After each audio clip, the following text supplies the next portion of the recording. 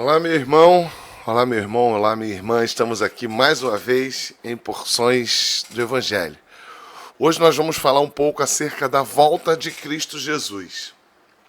A Bíblia diz que sinais apontarão para a volta de Cristo Jesus. E a Bíblia vai falar acerca de alguns sinais. Mas eu quero me apegar a você, com você, a um sinal. Um sinal que está descrito em Mateus. Porque eu tenho muita dificuldade, confesso, de me ater aos demais sinais. E muitas vezes, no decorrer da história, fazendo interpretações escatológicas, já se tentou estabelecer uma data ou uma datação, mesmo que a Bíblia não nos dê margem para que a gente consiga precisar isto, mas muitas vezes no decorrer da história se tentou estabelecer uma datação para a volta de Cristo Jesus. Primeiro, eu acredito plenamente na volta de Cristo Jesus, o Cristo ressurreto, o Rei da Glória. Eu creio plenamente que ele voltará, estabelecerá o reino eterno, reino do qual ele é o Rei da Glória, o Senhor dos Exércitos. Eu acredito plenamente, e eu posso lembrar de algumas vezes que algumas comunidades tentaram fazer isso, quando foi a virada do milênio. Milênio, refiro-me do primeiro milênio, né? Desta era chamada Era Cristã, ou o nosso calendário depois de Cristo, o calendário gregoriano esse que nós conhecemos, né? Quando houve, a literatura mostra isso, quando houve a virada do milênio, quando houve a aproximação do final daquele milênio, houve na Europa um verdadeiro frenesi, um desespero, porque as pessoas imaginavam que aquele era um milênio literal e que aquilo significava a volta de Cristo. Também alguns movimentos tentaram mostrar para o ano de 1914, e se você buscar, você vai encontrar isso na literatura. E não é verdade, não são os mais ortodoxos que tentam fazer isso, mas a gente encontra relatos históricos de tentativas de datação. E vez por outra, algum tenta identificar uma liderança como o anticristo e que então estaria posto um ambiente propício para que a volta de Cristo se desse.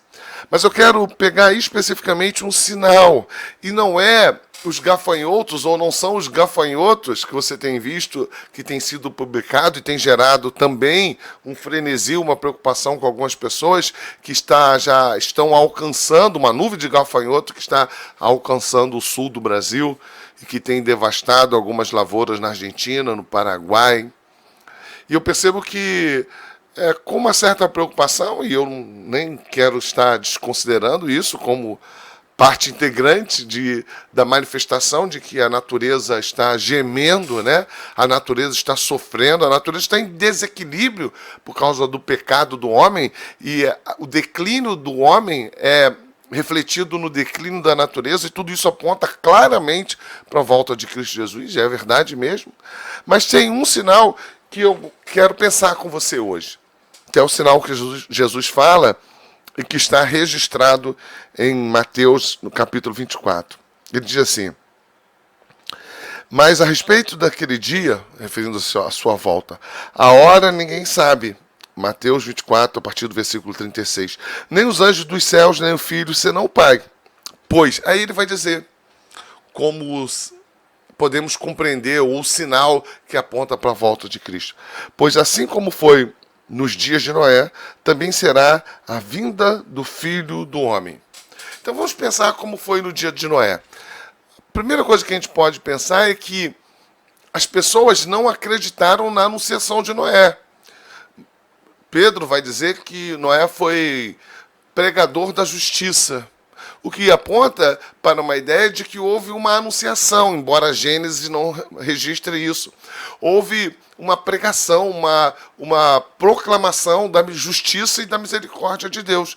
Deus, em algum momento, usou Noé com a sua vida, com a sua obra, com a construção da arca, com aquilo que ele falava, como ele vivia. E toda esta circunstância proclamava a justiça de Deus. Então sabemos que Noé foi proclamador da justiça. Mas há também um outro aspecto que devemos considerar. E este me chama muita atenção.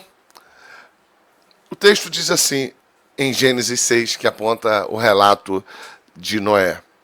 E viu o Senhor que a maldade do homem se havia multiplicado na terra e que era continuamente mal todo o desígnio do seu coração. Então se arrependeu, o que aponta para uma tristeza profunda de Deus, um Deus que tem sentimentos, perfeitos sentimentos, benignos sentimentos, mas a Bíblia revela isso, que Deus tem sentimentos. Viu o Senhor que a maldade do homem se havia multiplicado na terra e que era continuamente mal todo o desígnio do seu coração. Então se arrependeu o Senhor de ter feito o homem na terra e isso lhe pesou no coração. E aí a partir daí vem a sentença do Senhor. Disse o Senhor, farei desaparecer, e aí tudo quanto Deus vai dizer, farei desaparecer da face da terra, a criação, preservando somente aquilo que estava na arca, o que inclui a família de Noé. Este é o sinal. O primeiro sinal é que será repentino, assim como foi. Imagina, se não fosse repentino, se não fosse algo que de alguma forma surpreendesse todos, eles poderiam pensar racionalmente, há evidências, vamos correr, há evidências, vamos ouvir, mesmo que não creiamos o que Noé está dizendo, e vamos tentar de alguma forma também produzir para nós, em similaridade ao que Noé está produzindo, uma arca, para que nós também sejamos preservados. Mas não, houve um completo descaso, porque aquilo parecia absurdo, talvez mítico, talvez loucura. E em contraste com essa loucura, entre aspas, está o comportamento daqueles homens. Diz o texto que eles tinham multiplicado um desígnio mau no coração. E isso era majoritário. E o que revela que era majoritário é que só a família de Noé foi preservada. Eu não sei se você sabe, mas há registros fósseis do dilúvio em vários lugares da Terra.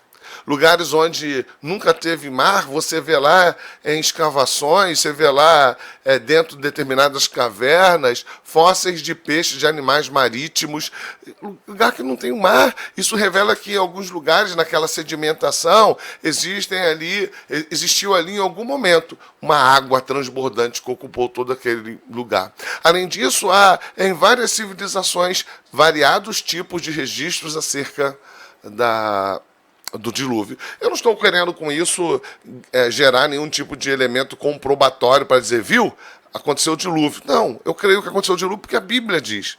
Mas o que eu quero dizer é que houve um dilúvio que ocupou a terra, uma água transbordante, provavelmente de baixo, de cima, e que exterminou a vida daquelas pessoas. E uma família foi preservada por graça, por misericórdia, pela redenção em Cristo Jesus, a família de Noé, porque a salvação só pode vir por Cristo Jesus. Então, a primeira coisa é essa, é que é surpreendente, porque há uma loucura que está propondo algo que é inesperado, mítico, por demais absurdo. Mas, por outro lado, como acabamos de ver, há uma multiplicação da maldade, da perversidade.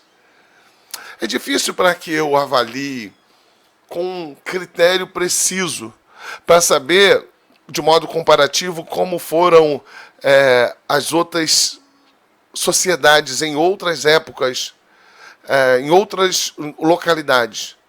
Mas eu posso te garantir, vivemos um tempo onde a perversidade se revela em todo instante, em todos os lugares, de várias formas. E ela tem se multiplicado. E também posso te dizer que os homens, na minha época, acham que aquilo que eu prego, aquilo que nós pregamos, Cristo Jesus, a sua morte e ressurreição e a sua volta, a sua vinda, para estabelecer aqui um reino onde ele será o rei, onde nossos corpos serão aperfeiçoados, estaremos longe do pecado que hoje habita em nós. Eles acham isso loucura. uma construção mítica de pessoas que não sabem o que estão dizendo. Acham isso absurdo, improvável. Eu considero isso um sinal da volta de Cristo Jesus. Nos consideram loucos. E Paulo vai dizer isso, que o Evangelho é loucura. E eu que estou aqui todo dia no YouTube e junto com os meus irmãos pregando o Evangelho, eu sou um louco. Alguém que está sendo tomado por um fundamentalismo, por uma construção mítica que acaba perturbando a minha mente. E quando eu digo que viver é Cristo, isso é o ápice da minha loucura. Agora ele está sendo guiado por uma religião, ele é um fanático. E eu me alegro cada dia mais quando eu posso dizer, para mim viver é Cristo, para mim viver é Cristo. E se não é na plenitude, ajuda-me, Senhor, para que o meu viver seja Cristo.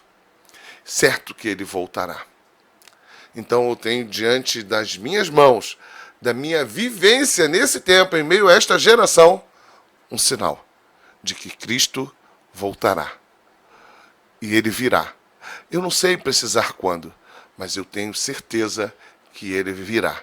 E esta geração má, perversa, continuamente perversa em seu coração, é um testemunho de que Cristo virá.